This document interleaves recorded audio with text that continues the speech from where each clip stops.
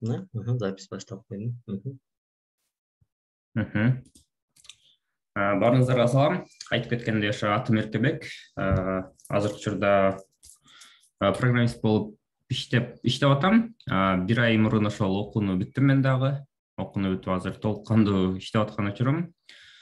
Негизи өзүм ошо Ысык-Көл районуна караштуу Булан Сөкөт айылынан болом.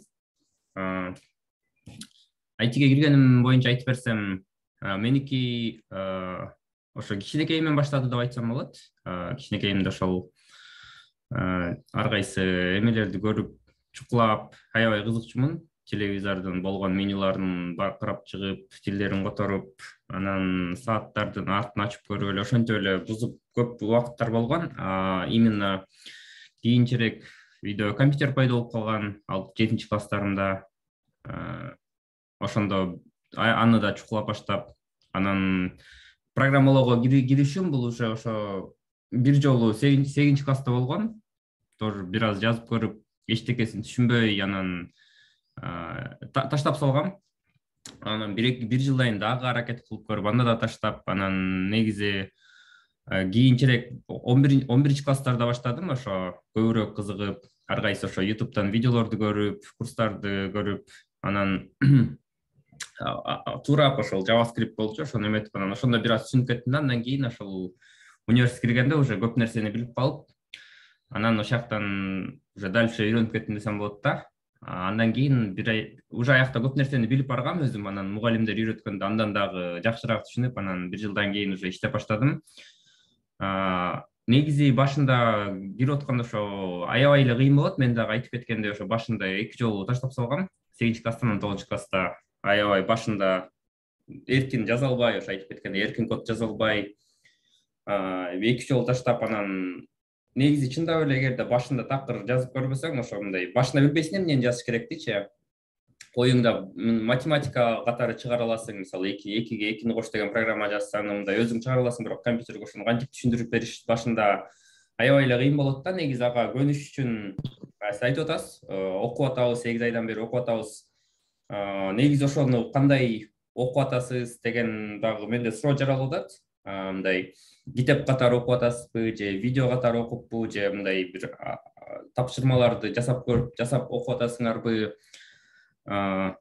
Негизи эң эффективдүүсү менин оюмча бул эркин код жазыш үчүн аябай көп код жазыш керек да. Ар кандай башында оор болот, ошон үчүн башында эң жөнөкөйлөрүнөн баштап, анан убакыт өткөн сайын бир аздан көбөйтүп нагрузканы кете бериш керек да.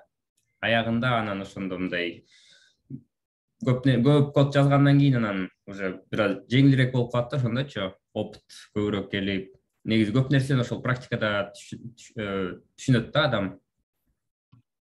Рахмат, Эркебек агай. Чынын айтканда, ошол башында мындай аябай эле вообще нолдон баштаганбыз. Даже арабызда мисалы ошол Flutter киргенде биринчи жолу ноутбук алып колдонуп көргөн досторубуз болду. Бирок азыр ошол убакыттын өтүшү менен биринчи, экинчи группанын бүтүрүүчүлөрү мисалы clean архитектура деген түшүнүккө чейин келип жетишти да. Көп эле мындай практикалык иштерди аткарып көрүштү. Анан негизи жылыш жакшы эле. Анан кийинки группалар ошол мындай кыйналып атат. Анан бул жерде биз сизге суроо, сиз кайсыл программалоо тилдеринде код жазасыз, жана азыр эмне иштерди кылып атасыз дегендей. Мен азыр көбүнчө ошол азырынча JavaScript менен TypeScript менен аябай көп иштеп атам. Ошол учурда кээде Java менен дагы иштеп калам. Анан Flutter менен дагы, ошо Dart менен дагы проекттер чыгып калат да. Аларды дагы жасай берем. Азыр негизи уже мындай программалоо тилине деле мындай байланбай калдым деп айтсам болот. Анткени эң башында мен айтып жана 8-класста C++ менен баштап, анан 11-де JavaScript үйрөнүп, анан университетте Java үйрөнүп, жумушка киргенде кайра PHP анан JavaScript колдонуп калгам да. Ошолорду колдонуп жүрүп, анан Flutter колдонуп баштаганда уже мындай Java менен JavaScript аябай жакшы билчүмүн, ошондуктан Dart'ты так үйрөнгөн эмесмин да. Dart'ты көрүп эле мындай Java'га окшош экен, анан JavaScript'ке аябай окшош экен деп мындай эле колдонуп кеткем да сразу элечи. Анан кээ бир эле учурлар болгон, мындай кээ бир нерселер башкачараак болуп, аларды ошол муну Dart'та кантип кылат деп ошол Google'дан жазып эле таап алчумун да, же болбосо бир аз окуп, бир аз код примерлерин көрүп эле, ушундай турбайбы, ошо боюнча эле колдонуп. Менин оюмча ошол азыркы учурда негизи мындай программалоо тили деле мындай анча маанилүү эмес, кайсынысы актуалдуу же кайсынысы мындай аябай популярный же кайсынысында көп төлөнөт деген. Негизи мындай бир программалоону жакшы түшүнүп алсаң, аябай жакшы түшүнүп алсаң, кийинкисине өтүп кетүү аябай жеңил экен, ошону түшүндүм да. Рахмат, ошо бул суроо ушундан улам келип аткан, анткени арабызда кээ бир достор сурап аткан болчу, мындай Flutter менен бирге мен бэкэндти дагы өзүнчө окуп кете берсем болобу, же биринчи Flutter'ды аягына чыгарып алып, Dart'ты үйрөнүп алып, анан бэкэндти окусамбы деген суроолор болуп аткан да. Анан ошол азыр аябай жакшы болду, себеби бирөөнү жакшы өздөштүрүп алса, анан кийинкилер оңой болот экен да. Анан негизи биздин сурообуздун арасында да бар болчу да, сиз Flutter'ды каяктан окугансыз деп сурайлы дегенбиз. Жооп берип койдуңуз да. Демек, ошо бир тилди жакшы үйрөнүп алса, демек кийинкисин үйрөнүү жеңил болот экен да. Бул жерде башка нерсе бар.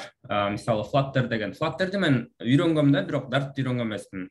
Flutter бул уже фреймворк болуп калып атат. Фреймворк деген уже бул мисалы Java'ны жакшы билсең деле, Java'нын толтура фреймворктору, даже мисалы JavaScript алчы пример катары. JavaScript'те азыр эң эле көп айтылган React, Angular, Vue деп угуп калса керек ар кандай курстарда. JavaScript'ти аябай жакшы билгениң менен, мисалы мындай келип туруп эле React менен иштеп кете албайсың да, же болбосо алып эле мындай же болбосо React үйрөнүп алып, андан Angular менен сразу иштеп кете албайсың да. Албетте мындай коддун кээ бир жерлерин түшүнөсүң, бирок баары бир үйрөнүш керек. Ошондуктан Flutter'ды мен деле үйрөнгөм. Бир курс көрүп интернеттен. Андан кийин бирок курсту мындай көргөн соң мындай по-любому практика кылгам. Тоже башында жөн эле Hello World деген экран чыгарып берген, анан бир кнопканы басканда там цифралар көбөйгөн, погоданы эметкен, ошентип убакыт өтүп, анан эң биринчи проектимди жасаганда ошондо баардыгын толук түшүнүп калгам да. Проект жасаганда башынан аягына чыгарыш керек болгону, проекттин баардык фазаларынан өтүп болгон керектүү функцияларын колдонууга туура келет да, болгон проблемаларды чечип. Ошо Flutter'ды ошентип үйрөнүп калгам. Чоң рахмат. Анан дагы бир ошо кызык нерсе бар, эми сизден мындай программист катары сиздин ойлоруңузду дагы билгибиз келет да. Flutter чынында жаңы го, мындай бүгүнкү күндө мисалы биз Американ рыногун анализдеп көрдүк, ал жактан жумуштарды караштырсак, мисалы бүткүл Америкада, баардык Америкада ошол бир жылда 1000ден 2000ге чейинки эле жумуштар жарыяланат экен да. Flutter боюнча именно өтө аз экен. Мисалы башкаларды салыштыра келгенде мындай 600 000, 700 000 деп мисалы Pythonга, JavaScript'ке ошондой иштер жүрөт, Flutter'га аз да. Анан ошол Flutter'дын келечеги кандай? Мисалы азыр досторубуз менен окуп атат, алдыда жумуш табылабы? Германияда бул жаатында кандай болуп атат? Деги эле сиздин көз карашыңызда Flutter'де келечек кандай деп ойлойсуз? Негизи менин оюмча эмеси келечеги жакшы эле болуш керек деп ойлойм. Анткени мен өзүм мобилдик колдонмолорду биринчи жасап баштаганда эң биринчи React Native'ден баштагам да. React Native менен жасап жүргөм. Бир 2-3 проект жасап, анын аягында бир аз кыйналып кеткем. Ошол учурда Flutter негизи чыгып атканын көргөм, бирок канча эметкен эмесмин да. Башында көңүл бурган эмесмин, 2018 жылдар болчу. Андан кийин бир жыл React Native менен жүрүп, андан кийин бир убакта досум айтып калды, аябай көп айтып. Анан интернеттен да эмелерим, новостилерди көп карап турам да, аяктан да мындай көп угула баштады да. Анан бир убакта ошо колдонуп көрөйүн дедим. Колдонуп көрүп, негизи мага мындай өзүмө бир аз жакты да. React Native'дин да өзүнүн жакшы жактары бар болчу, бирок ошол эменин Flutter'дын эмелери көбүрөөк жагып кетти. Андан кийин React Native менен жүрүп эле, анан бир убакта бир ошол жанагы досум, мактап аткан досум айтып калып эле, анан макул колдонуп көрөлү дедим. Ошол эң биринчиси мындай жакшы болду да, берки React Native караганда мындай көбүрөөк плюстарын таптым. Анан ошондон бери азыркы убакытка чейин 2019 азыркы убакытка чейин Flutter колдонуп жүрөм. Чынын айтканда бул азыр дагы эле мындай мисалы жаңы деп айтсам болот. Албетте бир мурунку мен ошо үйрөнүп аткан учурларга салыштырмалуу азыр мындай үйрөнүү курстар же болбосо мындай жумуштар мурунку караганда кыйла көбүрөөк азыр. Бирок ошол эле учурда Flutter азыр дагы деле мындай жаш фреймворк деп айтсак болот. Анан бирок жакшы келатат да. Жакшы келатат. Көп мындай убакыт өткөн сайын көп нерселерди угатам. Мисалы өткөндө Бишкекке барганда жанагы Mbank, жана Megacom ошолордун көп мындай көп эл колдоно турчу приложениялар ошо Flutter менен жасалыптыр да. Анан мындай эле алып карап көрсөм, мындай мисалы мурун кандай жасалчу эле, мурун Android'га өзүнчө жазылып, анан iOS'га өзүнчө жазылып, эки башка проект болчу да. Анан экөөнө бир жазам десем, мындай эмелери башкача болуп калчу да, приложение анча кооз болбой, же болбосо мындай мисалы Android менен iOS'нун өзүнүн мындай кнопкалары бар го, өзүнө салыштырмалуу iOS'та мындай чачсаң, эметсең, слайд кылсаң, артка жылган, же болбосо Android'терде байкасаңар, кнопкаларды басканда мындай бир капля кетип турат да. Мурун болсо ошолорду бир жазганда мындай веб-сайт кылып жасап койчу экөөнө тең, бирок ошондой нерселер жок болуп калчу да, мындай по-любому нативный приложениедай эме жок болчу. Ошондуктан Flutter чыккандан кийин, React Native Flutter чыккандан кийин алар уже нативный кылып чыгарып башташканда бир эле жазасың, бирок экөөнө тең нативный кетет. Ошондуктан азыр көп компаниялар ошого кызыга башташты да, эки разработчикти же болбосо бир разработчикти эки жолу иштетпей, бир эле разработчикти алып туруп, анан азыр жада калса Flutter вебке дагы чыга баштады, десктоп компьютерлерге да чыга баштады, бир эле код менен бардык эмелер платформаларга жөнөткөн. Негизи бул азыр бизнестерге, деги эле адамдарга аябай кызыктуу болуп атат ушундай нерсечи, аябай эффективдүү болуп. Ошондуктан мен ойлойм азыр эме буга кызыгуу дагы өсөт депчи. Анан эгерде Германияны алсак, мисалы Германияда адамдар мындай биякта система өзү момдай, типа элдер жаңы нерсеге сразу өтүп кетишпейт да.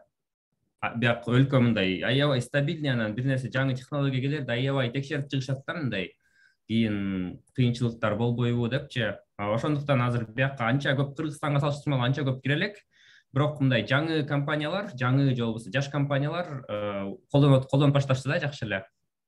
Мен оюмча бул Flutter өзүн дагы бир аз убакыт өткөндөн кийин өзүн мындай көрсөтөт. Анан кийин көп адамдар аз-аздан по-любому өтө башташат деп ойлойм да.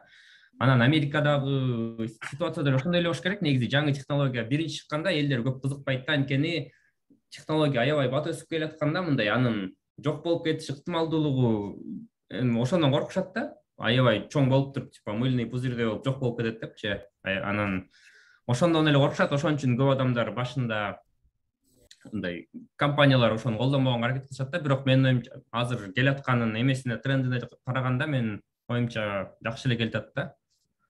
Уже көп приложениялар чыгып атат. Өзүм дагы мисалы 2-3-4 чыгарып көрдүм.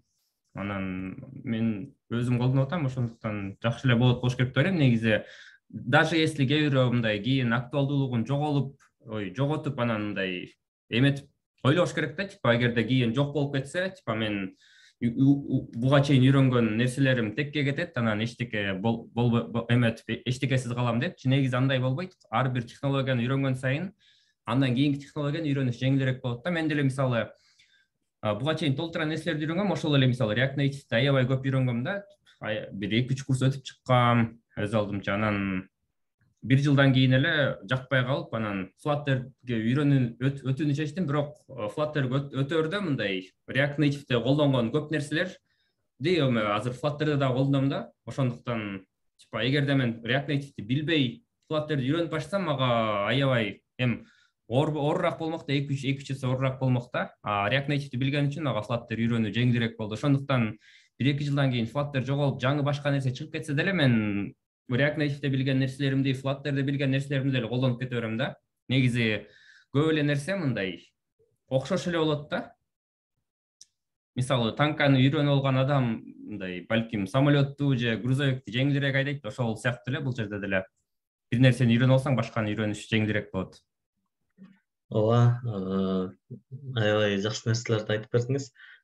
Чынында эле бул жерде ошол JavaScript'тен келгендер бар. Анан көпчүлүгү эле ошол мындай нолдон баштаган үчүн анан JavaScript'ти деле мага окшоп кыйратпай туруп келген үчүн бизге кыйын болуп аткан болушу мүмкүн. Бирок жакшы бир деңгээлге чыгып калдык, себеби реалдуу проекттерди алып жасап атканыбыз бул бизди аябай кубандырып атат. Анан биз дагы кичине бир аз ошол Flutter'дын рыногун анализдеп көрдүк нары бери. Анан сиз айткан нерсени байкадык.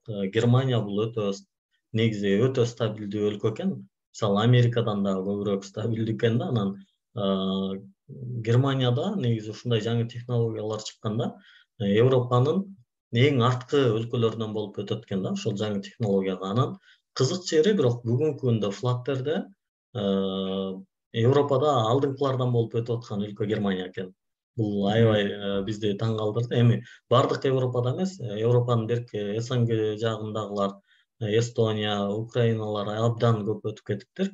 Именно Германия баягы батыш Европадан алдыңкылардан болуп өтүп атканы бул мындай бизге дагы үмүт берип атат да. Демек, Flutter'да бир келечек болсо керек. Анын үстүнө Flutter бул Google'дын бир продуктусу болгон үчүн дагы мындай үмүтүбүз чоң.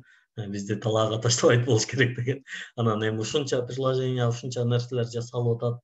Менимче бул open source болгон үчүн дагы мындай оңой менен жоголуп кетпесе керек. Анткени мындай Google таштап койсо деле башка адамдар муну өнүктүрүүнү уланта берчүдөй да. Ошол жагы абдан бизге мындай үмүт берет. Биз абдан кызыгып ошону алып кетип атабыз. Ооба, жана ошондой эле Google жаңы операционный система чыгарып атат, менин билишимче, Fuchsia деген. Анан айтуулар боюнча ошонун ичинде эң башкы фреймворк катары Flutter болот экен да, ошону да окугам. Ооба, ошону да көрдүк. Негизи Flutter менен башкы фреймворктордун бири катары Flutter менен жасалган экен, аны да байкадык. Анан Flutter эле дей бербей, мындай дагы кичине теманы кеңейтсек деп ойлоп атам. Негизи алдыңкы жылдарда кайсыл программалоо тили көп колдонулушу мүмкүн. Анан дагы бир мындай ошол IT тармагына, IT рынокко кирип атканда ошол элдер көп колдонгон тилди колдонгон ыңгайлуураакпы же ушундай бир жаңы чыгып аткан тилди же болбосо эми азыр Dart топ 10 тилдерге кирбейт экен чынында.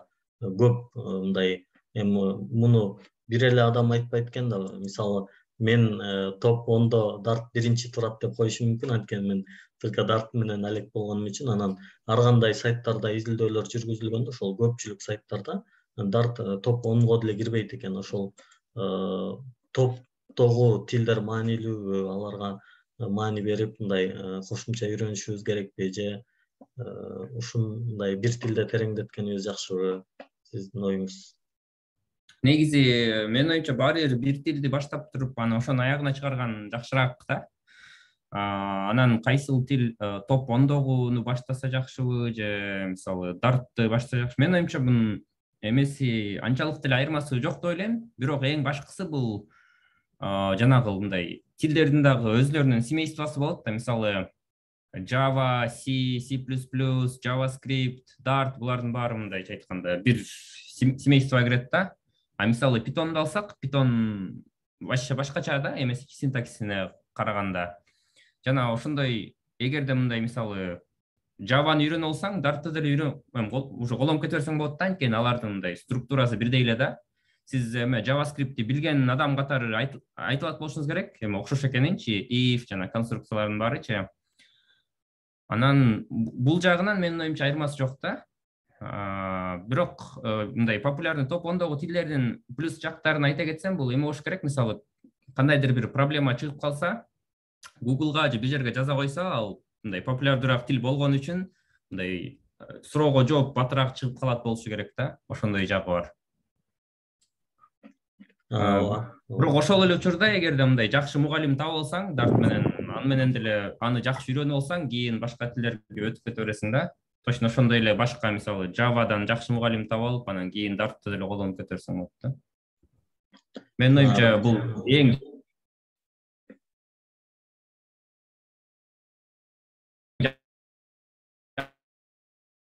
жакшы жери Менде да суроолор болду албай.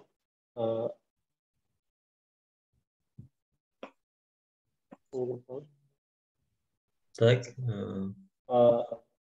State management колдонгондо баштаганда азыр сиз кайсы state management колдоносуз, анан башка аткандар бар да бизде, ошолорго кайсыны сунуштайсыз? кайталап коесуз башынан? Жакшы болбой калды. Азыр сиз кайсы state management колдоносуз? Батырдачы. Анан бизде мисалы жок табыз, ошо башка аткандарга кайсы state management'ти сунуштайсыз? Мисалы жеңил районун баштап кандай көтөрүлсө болот да, мисалы эми Flutter разработчик болгонго жараша бардыгын билген жакшы болот эле менин оюмча. Ошо кайсынан башташ керек жеңилирээк. Негизи эң башында биринчи үйрөнүп баштаганда 2019 жылы ошондо негизи state management анча көп эмес болчу. Ал учурда мен эмеден ошол курстан эмени үйрөткөн Model View деген азыркы аты провайдер да, мурун Model View ошондой аталчу. Ошону колдонуп анан кийинчерээк ал мындай чоңураак проекттерге болбойт экенин түшүнүп, кийинчерээк блог өткөм да. Блогту баары блог деп айта башташкан эмелерде, форумдардан. Анан бир жолу бир проектти, бир мындай довольно бир аз чоңураак проект ошо блог менен тапшыргам. Андан кийин андан да чоң проект келип калган. Ал проектти блог менен баштап, же өзүм блогту жакшы окубагандыктанбы, ушул бир проблема чыгып калганда, ошондон кийин эмени Redux-ка өтүп кеткем. Redux-ка өтүп кеткеним себеби башында мен айтып кеткендей React Native үйрөнгөн болчумун. React дүйнөсүндө Redux бул мындай стандарт катары саналат да. Redux-ту аябай жакшы үйрөнчүмүн да, ошондуктан эмеден кийин ошол блогту бир проблеманы чече албай коюп, анан Redux-ка өтүп алгам, анан азыркы убакытка чейин ошол жалаң Redux колдонуп келем. Redux-ун блогко жаман жагы мындай boilerplate код деп коет го, мындай башында көбүрөөк код жазып каласың да, бирок мындай именно проектти чоң проект болсо, аябай чоң проект болсо мындай контролдоо мен үчүн жеңилирээк да, ошон үчүн азыркы убакытка чейин Redux менен жүрөм. Эрке агай, рахмат. Негизи аябай жакшы мындай пайдалуу убакыт өткөрүп атканыбызга аябай кубанып атам.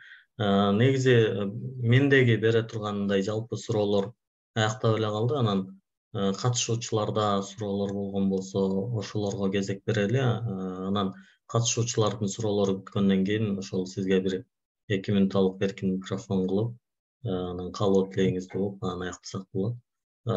Суроолор болсо берсеңиздер болот.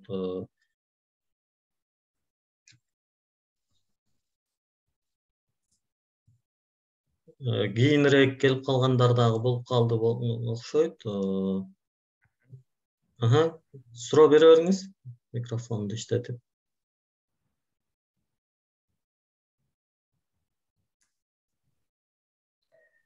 Мангеч, Эркек агай, сизге рахмат, ыраазычылык бар болуңуз. Ушундай убактыңызды бөлүп, бизге келип, маалымат берип атканыңызга абдан кубанып турам. Анан менде бир суроо. Биздеги окуу системасы менен Германиянын окуу системасы кандай экен? Сиз өзүңүз дагы тажрыйбаңыз бар, бияктан бекер окуткан курстарыңыз болгон экен, ошол боюнча айтып өтсөңүз жакшы болот эле да. Анан жоопкерчилик боюнча дагы айтып өтсөңүз жакшы болот. Рахмат. Негизи чоң рахмат. Эми окуу системаларын салыштыруу боюнча мен байкаган нерсем, негизи өзүм Кыргызстанда 3 жыл окугам университетте. Анан 3-курстан кийин которулуп, бияктан 2 жыл окудум. Анан бияктан аяктадым да. Айырмаларын айта кетсем, бул Кыргызстанда бизде мугалимдер биздин артыбыздан чуркап жүрчү да, дайыма сабакка эмне келген жоксуң, эмнеге үй тапшырманы аткарган жоксуң деп дайыма ошентип сурап турушчу. Бияка Германияда болсо, бияктан келип окуп баштаганда, бияктан негизи профессорлорго өзүң суроо бербесең, алар сага такыр көңүл бурушпайт да, сен келгениң билинбей калат. Сурабайт, эмнеге келген жоксуң, даже мындай текшербейт деле да, келдиңби же келген жок экениңди. Анан эң эмеси аягында эле, экзамен болгондо экзаменге тоже өзүңө керек болсо өзүң келесиң, экзамен тапшырасың, анан алган багыңды сага коюп берип коет да. Бирок эч качан эмнеге муну кылган жоксуң, эмнеге келген жоксуң деп эч качан сурабайт аларга. Мындайча айтканда, баары бир да негизичи ошол нерсени байкадым. Анан ошондон улам бияктагы студенттер мисалы мындай өзлөрүнө керек экенин түшүнүп, окуса өзү окуйт, өзү алган баасын алат. Анан ошондой да. Кыргызстанда болсо мындай эгерде мугалим кечке эле артыңан чуркай берсе, аягында сен мугалим үчүн кылып аткандай эме болуп калат да башыңдачы. Өзүң үчүн эмес, мугалим үчүн окуп аткандай болуп. Негизи ошол эмесин байкадым да. Биз дагы эле чуркап атабыз. Демек, чуркабаш керек экен да. Ооба. Бул өтө маанилүү чындап эле, анткени билим алуу менен ар бирибиз ошол өзүбүздү өнүктүрүп, эми бул негизги максат ошол да, өзүңдү өнүктүрүү, дагы мындай жакшы ийгиликтерге жетүү. Анан кээде ушуну айта берсең мындай кээ бирөө өтө тескери кабыл алат экен, мындай аябай дүйнөкор, акчанын эле артынан чуркаган адам экен депчи. Анан ошондой адамдарга айтам да, эгер акчанын артынан чуркасам, билим эмес, анда бизнестин артынан чуркайт элем депчи. Бул жерде ошол мындай билим менен өнүгүү, билим менен ийгиликке жетүү деген такыр башка маселе. Анан мындай акчанын артынан чуркоо деген ал такыр башка маселе да. Бул жерде андай адамдар жок, бирок баягы телеграмда макалаларды жазсам, кээ бирөө ошентип сүйлөп калат да. Дагы суроолор болсо берсеңиздер аябай жакшы болот. Мындай адамдарды жакшы пайдаланып калыш керек. Саламатсызбы агай? Жакшы. Суроо берейинби? Ооба. Саламатсыздарбы баарыңыздарга. Рахмат убакыт бөлгөнүңүздөргө. Анан мен ошол неме боюнча адамдарды ошол Эркебек агайдан өзүнөн сурайын деп аткам. Неме болуп атпайбы? Адамдардын баягы окуу өзүнүн жашоосуна керек экен деген да. Же болбосо дагы IT же болбосо кайсы бир тармакты окушуна мотивация же болбосо өзү окута ала турган деңгээлге чыгыш үчүн кандай совет бермексиз да? Мисалы сиздин өзүңүзгө кайсы нерсе мотивация болду? Өзүңүз окуткангачы, сиз дагы мындай өзүңүз окуткандай эле окупсуз го, туурабы? Өзүңүз мугалимдин аркасынан чуркапчы, ошого кайсы нерсе түрткү болду деп сурагым келип жатат. Өзүм мындай өз алдымча окуганга эмне түрткү болду, ошондой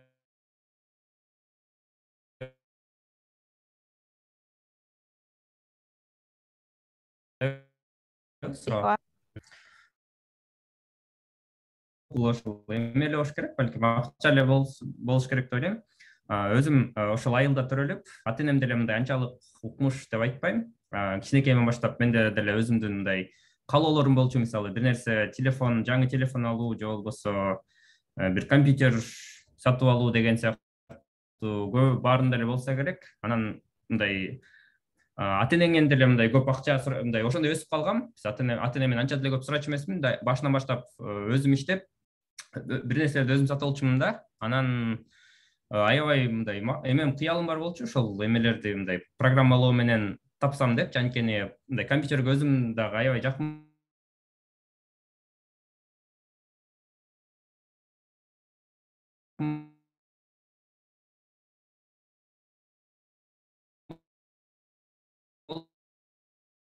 ошол эмеде дагы өзүм айтып кеткендей өзүм дагы иштечүмүн, мисалы көпчекте соода кылып иштеп калчумун, аябай жакчы эмес да негизичи. Анан мындай ошолордон улам эле менин оюмча компьютер менен акча тагып кетсем деген эмелер бар болчу, максаттарым. Анан менин оюмча ошолор эле түрткү болуш керек, бирок башка жагынан мага еще жакчы да, именно компьютерде отуруп иштеген. Анан дагы башка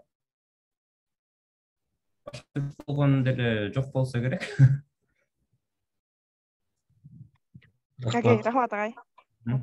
Ооба, бул негизги маселеден баягы финансовый көз каранды болуу бул аябай жаман нерсе да.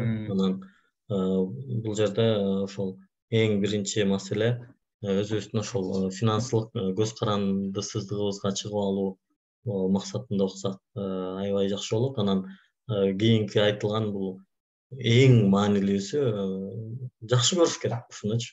Жакшы көрүш керек. Тажап кетпеш керек да. Бүгүн эле как раз бир жерден бир кыска бир макаланы окуп калдым эле. Программисттер экиге бөлүнөт дейт да. Мисалы, акча табыш үчүн код жазгандар, анан код жазып акча тапкандар дейт да. Мындай чындап жакшы көрөт, анан код жаза берет, анан ал ага акча алып келет дейт. Акча табыш үчүн код жазгандар, алар эптеп проектini бүтүрүп берип, анан тезирээк акча алгысы келет дейт да. Бул экөөнүн ортосунда аябай чоң айырмачылык бар дейт да. Анан бир тараптан ошол финансовый эркиндикке чыгалы, экинчи тараптан мындай кодду сүйүп жазалы да. Жөн эле баягы эптеп бүтүрүп берип, анан акча алайын эмес. Ошондой. Арсен, суроо бере берсең. Assalamu alaikum. Достар. Маңайсыздар. Мен сізге суроо эле Эркербек ага.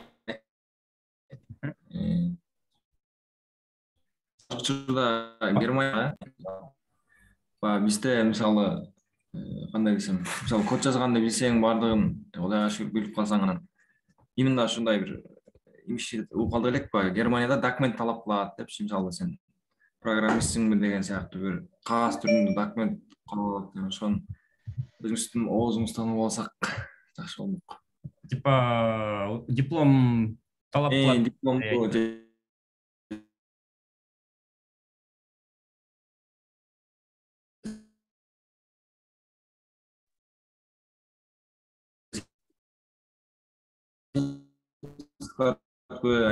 Ичке суроого эле келип берсең болот да. Биякта болсо эми компаниялар ушундай кылган.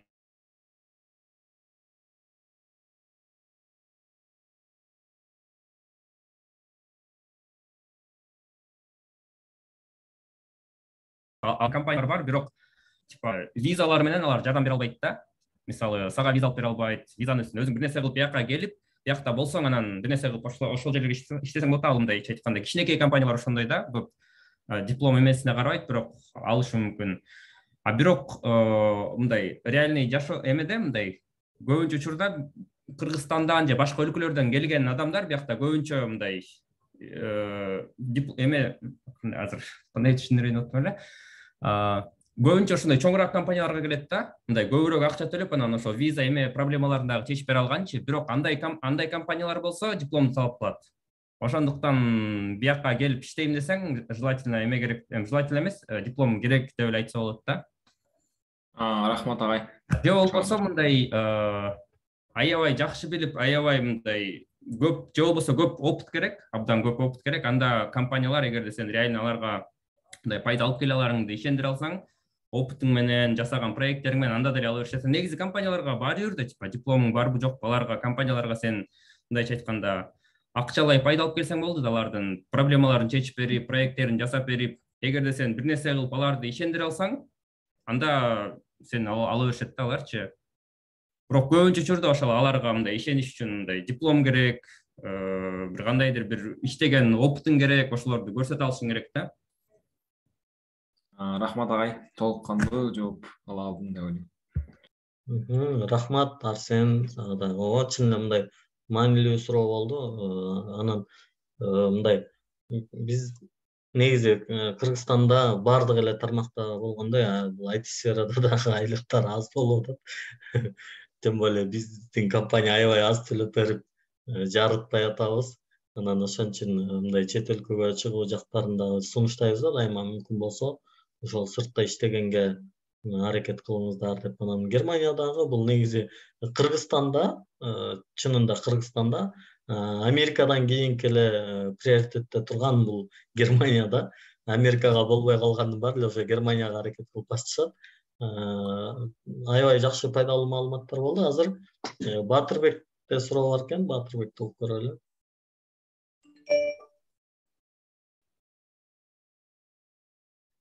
Саламатсызбы агай, Эркербек агай? Менде мындай суроо бар да. Сиз башында айтып кетпедиңизби, ушу Flutter көп убактарга чейин мындай өзүнүн эмесин көтөрүш мүмкүн депчи. Мындай топ-10го кирип белгилүү тил болуп калганданчы. Өзүңүз билгендей эле көп мындайча билгиликтүү болуп калганда уже конкуренция пайда боло баштайт да. Ал мындай эле компаниялардын арасында жана тилдин арасында деле болушу мүмкүн. Ошон үчүн мындайча айтканда эл көп тилди үйрөнө баштайт жана ошондой эле алардын баарына бул тил мындай универсальный болгондуктан бир программист бир компаниядан жалгыз өзү иштей алат деген немеде ошондой неме түшүндүм да сиз башында айтканда. Жана ошонун немеси башка мындайча айтканда Европа эмес жана мындай Азия тарапка өтө алабы? Азия тараптан кандай болушу мүмкүн деген суроо да. Типа популярный болгону Азия тарапка өтө алабы дегендейби суроо. Негизи мен айтып аткан нерселерим бул мындай не только Европа, бардык жерге эле айтып атам да. Бардык эле жерде ушундай болот депчи, же болбосо ушундай деп. Анан негизи мен мындайча айтканда эмелерди анчалык деле көп көрбөйм да, мындай отличиялардычы. Мисалы мен Кыргызстанда кайсы технологиялар колдонуп атсам, биякта деле мындай плюс-минус ошолор деле колдонуп атам да, негизичи. Мындайча айтканда, мисалы мындай физический жумуштарда же болбосо мындай по-любому отличиялар болот го. Кыргызстан, Германия мындай, биякта мындай жасалат, биякта мындай жасалат. А бирок именно IT дүйнөсүндө бул көп нерсе онлайн болот да, мындай границалар жок деп койсок болот. Мисалы биз деле азыр мындай эки дүйнөнүн эки жагында туруп сүйлөшүп атабыз. IT дүйнөсүндө деле ушундай эле нерсе, мындай мисалы бир жакта бир программалоо тилин колдонсо, башка жакта деле ошону колдонот. Тиякта көп колдонула башса, башка жеринде деле көп колдонула баштайт да. Ооба, туура. Рахмат. Туура деп койм. Негизи ошондой. Жооп бере алдымбы же суроону туура эмес түшүнүп алдымбы? Туура эле.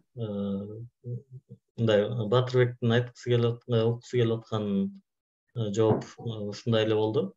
Рахмат Батырбек сурооңо. Дагы бир 2-3 суроо алалы, анан ата кайсы суроого жооп бергениңизге? Мадинада суроо бар экен. Жолдошо Мадинанын суроосун угалы. Саламатсыздар агай. Сабак үчүн чоң рахмат. Биз үчүн өтө пайдалуу болду. Рахмат. Эркебек агай, сизге дагы чоң рахмат. Менин суроом мындайча: биз азыркы учурда жаштарды IT дүйнөсүнө кандай жол менен кызыктырып, дагы да көбүрөөк тартсак болот?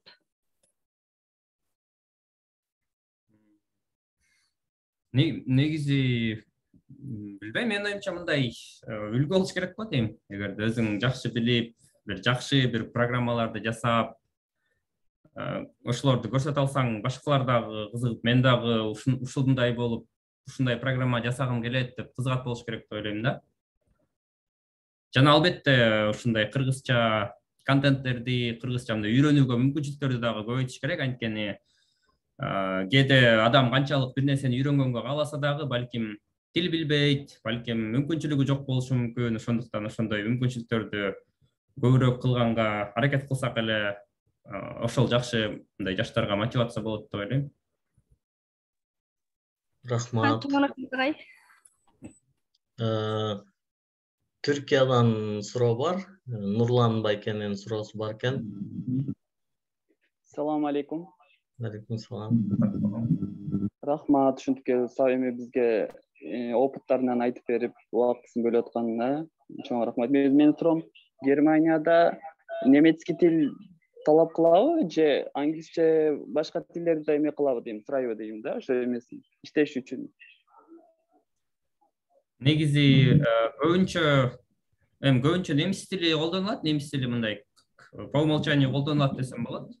Анан англис тилин билсең деле иштеп кете берсең болот да. Анткени көбүнчө немистер тилдер жакын эле да, билишет. Өзүм иштеп аткан азыркы компанияда, мисалы мен жаңы келгенде жалаң немисче болчу, немисче сүйлөшчүбүз. Мен кээ бир там гит жана комит бир нерселер жазганда англисче ыңгайлуураак болгон үчүн англисче жазчумун. Анан бир убакыттан кийин биздин компания берки Амстердамдан башка компания мындайча айтканда сатып алды да. Ошондо азыр бир жагы Германияда, анан бир жагы берки ошол эмеде Нидерландыда болуп калды. Анан азыр болсо мындай официальный тил англисче болуп калды да. Ошондуктан мындай коллегалар бири-бири менен немисче сүйлөшүшү мүмкүн. Бирок эгерде мындай официальный собрания, встречалар болсо, баары англисче жазылат да, англисче сүйлөшүлөт, баары англисче болуп калды. Анан мисалы документация бир нерселерди официальный жазып атсак дагы бүт баары же англисче болот, же болбосо англисче анан немисче болот да. Менин оюмча эгерде эки тилдин бирөөсүн билсең, анда оңой эле иштеп, жумуштап эмете берсең болот. Албетте, кичирээк компаниялар көбүнчө немисче иштешет, чоңураак компаниялар ошо мындай бир аз там Польшага же башка жерге чыккан болсо анан англисче көбүрөөк колдонулуп калат. Экинчи сурам бар да, студенттер барып да, ошо айтиден барып эме кылгандар. Макул сенден башка дагы эмелерде көппү да азбы деп сурайм. Суроонду кайталап коесуз болчу, жакшы угуп алды.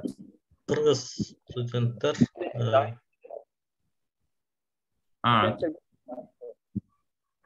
студенттерби же иштегендер же Эле биз өкөнтөн эле иштеген студенттер ооба, менин оюмча көп эле. Негизи аябай көп окшойт деп ойлоп атам азыр. Мисалы башка шаарларга барып калганда деле мындай сөзсүз тапсаң болот да, таап жолугуп, мисалы эмелерден Instagram же Facebooktардан жазсаң. Мисалы менин эле компаниямда азыр кыргыздардан бир 6 же 7 иштейт болуш керек. То бирөөсү чыгып кеткен, башка компанияга өтүп. Студенттерден болсо, негизи биз өзүм жанагы 3-курстан которулуп кеткенди утпаймынбы? Негизи башында ошол Кыргыз Герман институтунда окуп, анан ошактан которулуп кеткенде, аякта болсо мындай мен менен чогуу дагы 3 которулган да. То есть биздин университет жыл сайын ошол отбор кылып, анан бир 4 места же 5 места кылып стипендия бөлүп койчу. Анан ким аларды типа утуп алса, ошо жакшы көрсөткүчтөрдү көрсөтүп утуп алса, ошолорго берип койчу да. Ошон үчүн жыл сайын 4-5 келип атып, азыр биздин шаарда университетте менин оюмча бир 20дай студент бар да. Кыргыздардан эле 20 же даже 30. И то бизге чейин келгендер, алар башка шаарларга көчүп кетишкен. Анан бул биздин эле университет болсо, башка дагы там DAD жана Erasmus+ деген толтура программалар бар. Студенттер алмашуу эмелери, программалар, алар боюнча дагы келишет. Анан АУПР жанагы Ausbildung эмелер, короче, аябай көп да, мындай карап көрсө мүмкүнчүлүктөр. Ошон үчүн менин оюмча аябай көп жакта. Анан көбүнчөсү ошол IT деп келишет да. Анан кээ бир байкелерди тааныйм, алар уже мындай Кыргызстандан эле университетти бүтүрүп, ошактан 1-2 жылдай иштеп, анан бияка келип иштеп калышкан. Үйрөнүп. Рахмат маалыматыңызга. Ооба, чындап эле Германияда кыргыздар абдан көбөйдү. Мен Элдиярды таппай калдым. Элдияр биздин главный программисттерибизден Элдияр. Өзү азыр турецкий компанияда Flutter разработчик болуп иштейт. Анан бизде дагы part-time бизде иштеп, биздин программисттерибизге жардам берип атат. Ошо Элдиярда суроо бар экен. Элдияр. Ассаламу алейкум. Эркек бай кандайсыз? Турдай кандайсыз? Эркек байке, менин суроом мындай эле. Мен бэкенд жазганды каалап атам да. Дартта бэкендке келечек барбы? Же болбосо мен бэкенд үчүн башка тил үйрөнүшүм керекпи дагы? Же болбосо сабыр кылып турсам, Dart өзү бэкенд ачып береби деген суроо да. Баары жакшы, чоң рахмат.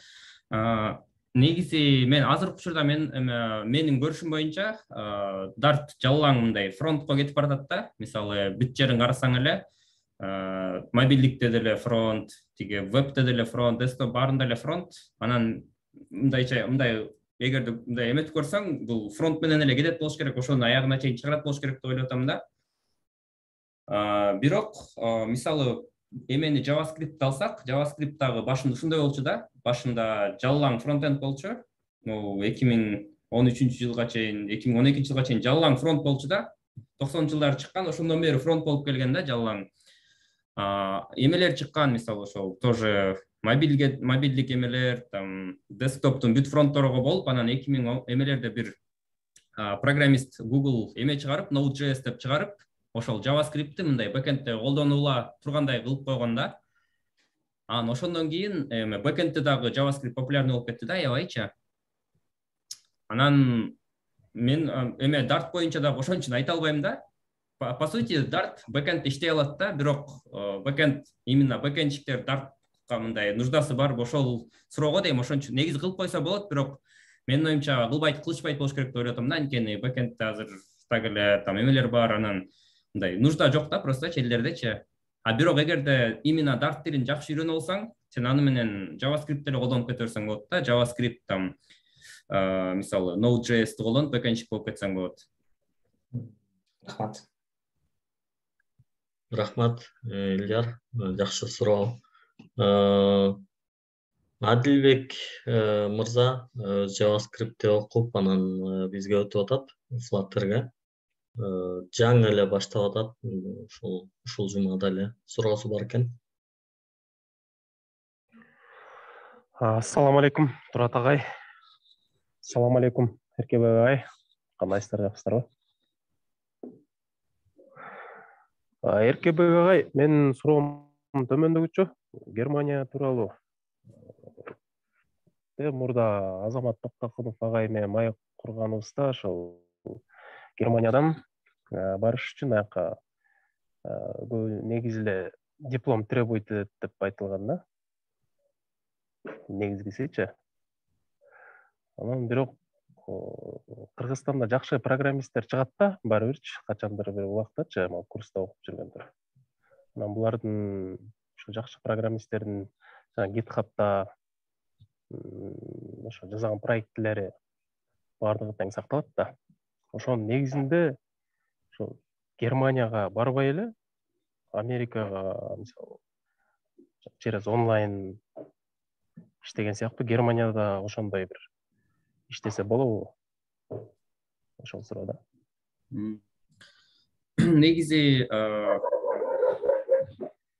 Негизи ооба дипломду жанагы башына түшүндүрүп кеткендей диплом баары бир керек болот. Ошол виза эмелери үчүнчү. Анан именно Германия үчүн мен мындай ойлоп атам да, биякка ошондой Кыргызстанда отуруп, анан диплом эмелер жок, иштеш кыйыныраак болуш керек депчи. А мисалы Америкага болот. Мен даже билем да, бир тааныш бала бар, ал өзү нарында жашайт, дагы делечи, дагы деле ошакта жашайт. Университетинде эле бүткөн эмес. Башында окуп келатып, анан штаб салган, анан ошактан эле иштейт да, бирок англис тилин жакшы билчү да, ошондуктан Америкадагы бир компания менен эметип алган, ал ай сайын ошол банкынан төлөй берет, а тигил болсо ошо нарында жашап эле, ошактан эле иштеп, мындай тапшырмаларды аткара берет да. Өзүңөр жана башта айтып атпадык беле, Германия бул аябай стабилдүү өлкө депчи. Германия баары бир мындай көбүрөөк сактанат да, ошондуктан мындай кээ бир нерселерди мындай биякта кылуу кыйын да. А мисалы Америка же болбосо башка жерлерде андай нерселер өтө берет да. Ошондуктан эгерде мындай по-любому ошондой программисттер ооба чыгат, анан алар ошол Америка же эмелер, ошол Лондон сыяктуу эмелерге иштей беришет деп ойлойм. Оңой эле. Эң башкысы бул жерде тил билүү керек. Анан жакшы интернет керек да ошо. Ооба, рахмат. Лондондо иштеп аткандагы балдарды билебиз. Сиз айткандай нарында жашайт башында. Анан Лондондо иштейт да. Анан бирок Германияны пока чын эле уга элекпиз. Америкада иштегендерди көрүп эле жүрөбүз. Ошол жактарга аракет кылыңыз, Адилбек мырза. Акыркы суроо болсун, Эркек агай, ушунчалык убакыт бөлгөнүңүзгө рахмат. Дархан эже суроо берет экен.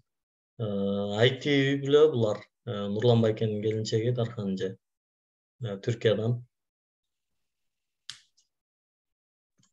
Кутмандуу кечиңиздер менен. Эркебек агай, биз сизге мындай суроо бергим келип атат, кызыктуу. Мисалы үчүн сиздин азыр көп жылдан бери стажыңыз болуп атпайбы, ушул программирование ITде көп жылдан бери жүрөт экенсиз. Мени кызыктырган суроо, мисалы үчүн бир проектти алып, ошонун башынан аягына чейин жазып жүрөсүз. Бирок ошол жерде чече албай калган проблемаңыз үчүн канча күн же канча саат, канча убакыт коротосуз? Ошол мага аябай кызыктуу болуп атат да. Мисалы үчүн меники аябай көп коройт. Сиз канча коротосуз? Бизе аябай жакшы суроо экен. Мисалы башында ошондой эмелер аз эле болот, проблемаларчы башында бат эле там Stack Overflow'дон биринчисин алып эле чечип кетерсиң, бирок убакыт өткөн сайын проекттер дагы мындай чоң боло берет, чоңоюп кете берет. Бир жолу эсимде ошол эмеде жана React Native үйрөнүп атып бир проблеманы бир канча бир айбы же 2 айдай чече албай жүрүп, анан аягында чечкем да. Анан негизи ошондон кийин мындай ойлоп калгам, любой проблеманы эгерде кечке мындай өжөрлөнүп эле эметип берсең чечилет экен депчи. Бирок ошондой проблеманы бир чечип алгандан кийин канчалык көп чечсең, кийинки проекттерди ошончалык батыраак аткарып калат экенсиң да. мындай анткени бир проблеманы чече албай атканда ар жагынан карап, бер жагынан карап, тиягынан карап, ошол эле учурда көп нерсени үйрөнүп аласың да, даже проблеманы чечпесең дагычы. Анан негизи бул эме компьютер бул как адам эмес да, машина да. Негизи бир нерсени 100% түз туура бермесең, кечкеле жок деп эле эмете берет да. Ошондуктан бул жакта өжөрлүк аябай маанилүү да. ооба. Негизи бирок кээде мындай бир жолу учур болгон, мисалы мурун мындай бир эме бар болчу да, мындай өжөрлүк деп коебу же упрямство эмне. Мурун мисалы бир күнү бир проблема болуп, эгерде ошол чечилбей калса мындай, бирок ал мындай чечилчү экенине көзүм жетсе, мен уктабайм деп койчумун да, уктабайм муну чечмейинчи депчи. Бир жолу 11де баштап, түнкү 11 болчу. Анан түнкү таңкы саат 7ге чейин отургам, ошону чече албайчы. Анан ошо 7-8де чечкем да. Бирок карасам бул проблема, ал мындай чоң проблема, ал жөн эле бир жерге мындай точканы бир нерсени унутуп коюп турмун да, мындай эле синтаксический ошибка болчу экен да. Ошондон кийин эме деп калгам, эгерде мындай саат кеч болсо, ал учурда мен ошо кечинде чарчаган үчүн эле аны байкабай калыптырмын да. Эгерде мен ошондо 11де уктап, анан эртең менен турсам, аны сразу эле көрүп, сразу эле эметип салмакмын да, мындайча айтканда чечипчи, сразу эле жок точканы коюп. Негизи айтайын деген нерсем бул кээде мындай эс алгандагы маанилүү, эгерде вообще болбой атса чыгып, ары бери ойлонуп, басып келген дагы аябай пайдалуу да. Кээ бир учурларда болгон, тоже чече албай жүрүп, анан мындай автобуста кетип баратсаң, случайно келип кетет да, мындайчы, идеячы. Анан сразу батырап үйгө барып туруп компьютерди ача калып чечип салгың келет да.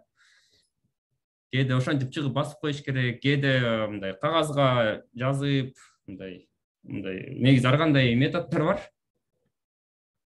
Маша? Рахмат агай, абдан. Чоң рахмат, аябай сонун мотивация болду.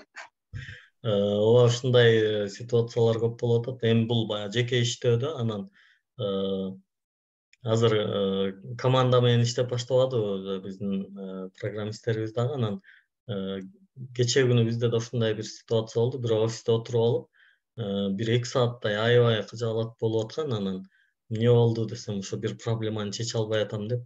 Анан 2 сааттан кийин айтат да, агай, проблема менде эмес болчу экен деп, дагы бир башка бирөө коддорду жиберген экен. Анан аныкы жакшы болсо керек деп мырч кылып койгондон кийин көрсө ката ошол жактан чыгып аткан экен да. Анан ошону бир карап көрөйүнчү деп караса, ката ал жакта экен да. Анан ошентип мындай проблеманы чечип алды. Сиз айткандай ошол проблеманы ар тараптуу караганды үйрөнгөн сайын дагы деңгээли өсөт экен. Рахмат, убактыңызды бөлүп, атайын ошол Германиядан Кыргызстанга келип ушундай жолугушууну өткөрүп берип атканыңызга. Анан биз дагы абдан кубанып отурабыз. Мындай биринчи жолу ошол бардыгыбыз чогуу мындай бир профессионалдык жолугушуу болду. Байкасам мындай бардыгы берилген суроолор ошол именно үйрөнүүгө, мындай коддорго байланыштуу суроолор. Мурда болсо айлыгыңыз канча, анан жашыңыз канчага чыгып калды деген суроолор менен сүйлөшөт элек. Абдан кубанып атам. Бир 2 минутта сизге эркин микрофон, ошол биздин үйрөнүүчүлөргө, программисттерге жакшы каалоо тилектериңизди айтып, эркин микрофон. Чындап эле мен дагы ойлоп атам, ошо суроолор жакшы болду окшойт деп. Анткени буга чейин 4-5 күн мурун дагы бир ушундай түз эфир болгон. Аякта суроолор көбүнчө ошо кайсыл программалоо тили жакшы же кандай компьютер керек, мындай Google'дан бир ачып эле табылчу суроолор болчу да. Мунусунда бир аз ойлонуп, мындай өз тажрыйбаңан айтып кете алгандай суроолор келди окшойт деп ойлойм. Эркин микрофонго негизи эми айтарым бул программалоо жөнүндө эле болуш керек. Программалоону ошо кантип эффективдүү батыраак үйрөнүп иштеп кеткенге мен эң башкы советим бул, эң биринчи бул англис тилин үйрөнүп алыш керек деп ойлойм. Анткени даже если башка сыртка чыгып, там Америка, Европага барып иштейм деген максат жок болсо дагы англис тилин үйрөнүп алган бул абдан көп мындайча айтканда мүмкүнчүлүктөрдү алып келет да. Эң биринчиси бул программалоо тилдери өзлөрү байкасаңар англисче сөздөр да. Ошолорду батыраак үйрөнүп аласыңар. Жана ошондой эле курстарды ачсаңар, мисалы кыргызча курстарды издесеңер, YouTube'да чыкпай калышы мүмкүн да, же бирөө чыгышы мүмкүн. Бирөө чыкса дагы аягына чыкпаган же мындай качество сапатсыз. Орусча издесеңер бир аз көбүрөөк чыгат да, бирок англисче издесеңер миллион курстар чыгат да, анын ичинен өзүңөргө жакканын таап алсаңар болот да. Анткени кээ бирөө мисалы бат сүйлөгөн мугалимдерди жактырат, кээ бирөө жай сүйлөгөндөрүн жактырат, шашпай түшүндүргөндөрүн. Аяктан өзүңөргө дал келген мугалимди таап алып, ошондон үйрөнө берсеңер болот да. Жана ошондой эле жаңы технология чыкканда, мисалы Flutter биринчи чыкканы качан 2013-жылы чыккан, билишимче. Англисче чыккан документациялар, англисче курстар ошондо эле чыгып койгон да. Андан кийин убакыт өтүп отуруп, анан орусча чыккан, анан ошентип отуруп азыр кыргызча чыгып, кыргызча курстар азыр пайда боло баштады да. Ошондуктан эгерде англис тилин үйрөнүп алсаңар, мындайча айтканда, жаңы материалдарга, жаңы ресурстарга мүмкүнчүлүгүңөр аябай чоң болот да. Жана ошондой эле ар кандай дискуссиялар бар, мисалы форумдар, суроолоруңарды берип, эгерде англисче берсеңер, батыраак жооп табасыңар да. Ошол жагы бар. Дагы мисалы каталар чыгат го, мисалы программалардачы. Программа, то есть кодуңар иштебей калып ката чыкканда, ошол дагы англисче жазылып чыгат да. Компиляция кылгандан кийинчи, эгерде англисче билбесеңер, аны мындай эле гадайт этесиңер, эмне болуп экен деп, досуңардан же бирөөдөн сурайсыңар мугалимден. Англисче билсеңер, негизи ошону окуп туруп эле түшүнө алсаңар болот да, эмне болуп атканын, же эмне туура эмес болуп атканын. Биринчи ошол сунушум бул англис тилин үйрөнүү, экинчиси бул негизи дайыма эле айтам, бул практика эле керек. Практика канчалык көп кылсаңар, ошончо мындай көп опытыңар болот. Канчалык чоңураак проекттерди алганга аракет кылып, ошону аягына чыкканга аракет кылсаңар, ошончо дагы мындай тажрыйбаңар ошондо дагы көбүрөөк болот да. Анткени мисалы программалоо тилдерин дагы баштаганда, кээ бирөө мисалы Java'ны баштайт дагы, там if foрлорго жетип туруп, анан кыйын боло баштайт да. Андан кийин жок, бул мага болбойт экен деп Python'ду баштап алып туруп, анын дагы ifтерин там foрлоруна чейин жетип туруп, анан кээде ошентип жүрө беришет да, биринен баарын тең аягына чыкпайчы. Негизи аягына чейин чыгып салыш керек да. Анткени бирөөсүнүн аягына чыгып алсаң, андан кийинкисин уже үйрөнбөй деле колдонуп кете берсең болот да. Анан жумуш табуу дагы, эгерде бирөөнү аябай жакшы билсең, 20 же 10 тилди чала ала билгиче, мындай бирөөнү аягына чейин билсең, ошондо мындай бир проекттерди жасай аласың, же бир жумуш таап, же бир нерсе болуп кетти, жеңилирээк болот да. Аягына чыгуу экинчи сунушум. Дагы эмне сунуштасам болот? Ошо анан өжөрлүк керек, жана айтып кеткендей, каталарды издеп атканда мындай өжөрлүк аябай керек деп ойлойм. Канчалык көп ашыпка чыкса, ошончо көбүрөөк изденип, ошончо көбүрөөк аракет кылып. Ошо анан дагы эң акыркы бул ошо мындай сүйүш керек деп ойлойм. Ошо программалоону дагы кызыгып, ар кандай статьяларды окуп, видеолорду көрүп, бош учурларда. Ошо айтарым. Чоң рахмат, Эркебек агай. Эркебек агай дейм мен, анткени дагы бир жолу жалпы баарыңыздарга тааныштырып коеюн. Эркебек Абдрахман уулу Германияда ошол IT жаатында окуусун аяктап, 1 ай мурда эле азыр ошол официалдуу иштеп аткан учуру. Менин ITге келишиме негизги себепчилерден бирөө, анан ITге келгенден кийин дагы биринчи ошол менин расмий менторум, фронтендти, даже PHP'ге чейин, Laravel'ге чейин көп нерселерди окуткан. Бирок мен ал жактардан натыйжа чыгара албайм. Бирок жана дагы сиз айтып өткөндөй, ошол ал жакта алган билимдерим Flutter'ды үйрөнүп кетүүмө көбүрөөк дагы жардам берди.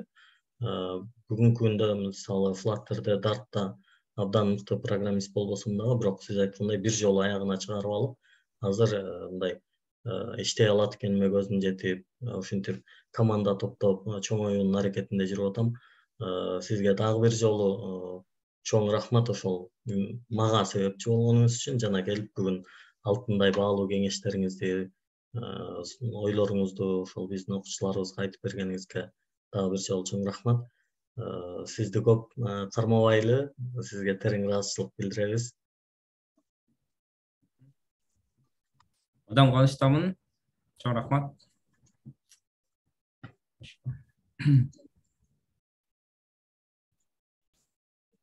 Баарыңыздарга чоң ийгиликтерди каалап кетким келет. Чоң рахмат. Так, запись.